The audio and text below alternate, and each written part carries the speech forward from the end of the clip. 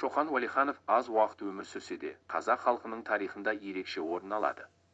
Ол өзінің отандастарының мәдениеті мен өмірін сипаттап, көшпелі тайпалардың өмір сүру құрылымы жайлы мәліметтерді көпшілікке таратты. Ұлы ғалым, саяхатшы, этнограф және шығыстанушы 1835 жылы қазіргі Қостанай облысының аумағында туылған. Шын есімі Мұхаммед Қанафия Шоқан деген атты анасы еркелетіп қойған. Ол Абылай ханның тікелей ұрпағы болып саналады, өйткені атасы Уәли Абылайдың үлкен ұлы. Уәли қайтыс болғаннан кейін, оның мұрагері Ұбайдолла Сібірге жер аударылды. Сол себепті билік Уәлидің әйелі Айғанымның қолына өтті. Ресей империясының патшасы Александр Айғанымға арнап керемет зәулім сарай салып берген. Шоқан осы үйде дүниеге келді. Дәстүр бойынша ханның ұлы 7 тілді меңгеруі керек. Сондықтан ол бала кезінен қазақ, араб, парсы және түркі тілдерін оқи бастады. Оның әжесі Айғаным бірнеше тілді жетік білетін, ақылды және білімді әйел болатын. Шоқанның рухани дамуына осы кісі үлкен әсерін тигізді. Болашақ саяхатшы әжесінің айтқан ертегілерін, аңыздарын және өлеңдерін үлкен қызығушылықпен тыңдаған. 12 жасында Омбы қаласындағы Сібір кадет корпусына оқуға түсіп, бұл оқу орны оның тұлға болып қалыптасуына және дүниетанымының өзгеруіне түрткі болды. Көп ұзамай, сабақ үлгерімі жағынан өз құрдастарынан озып кетті.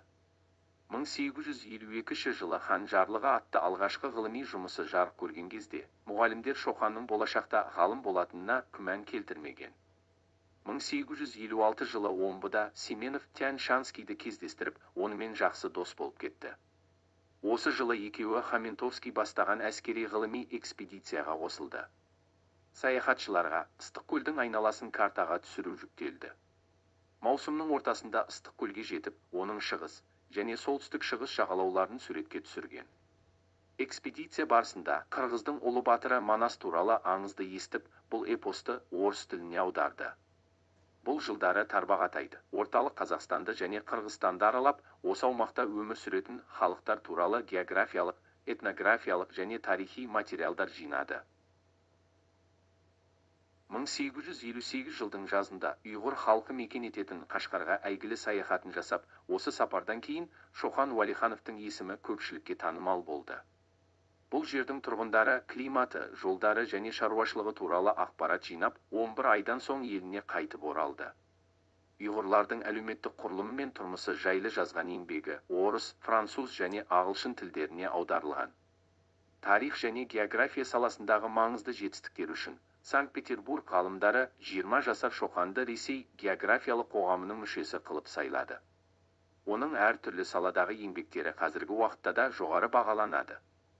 1855 жылы Шоқан Уәлиханов генерал Гасфордпен бірге ұзақ саяхатқа шығып, Аягөз, Тарбағатай, Қапал тауларын аралады.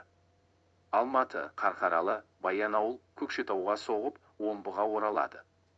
Осы сапарында көп нәрсені зерттеп дәптерге түсіріп, Жетісу өлкесіндегі саяси шаруашылық туралы бірталай деректерге қанығады. Осыдан кейін ол Тәңір, қазақтардағы шамандықтың қалдығы еңбектерін жазады.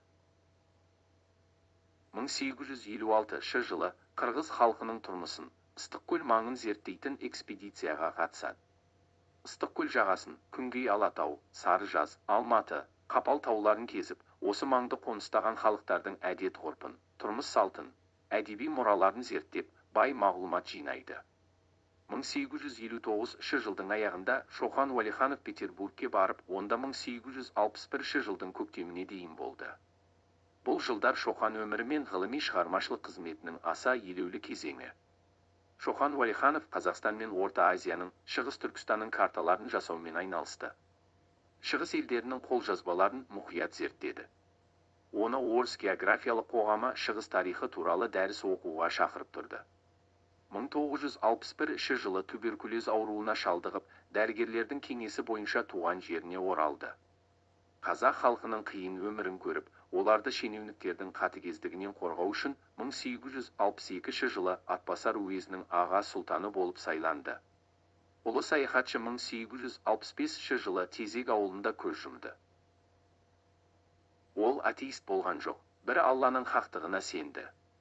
Қытаймен шекара туралы мемлекетаралық келіссөздерге қатысып табысқа жетті. полковник деген әскери шенге ие болды. Парижге, Қашқарияға барлаушы ретінде барып қайтты. Ресейдің қазақ жерін зорлықпен қосып алуына қарсы болды. Социал-демократтармен дос болды, бірақ революционер болған жоқ.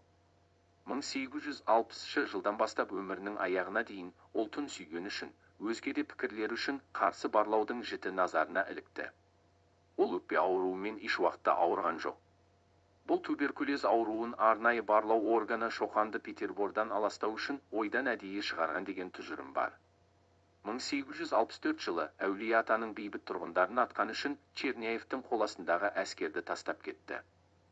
1865 жылы оның шекара аймағында тұруы қауіпті саналып, оны жою туралы құпия шешім қабылданған деген сөз бар.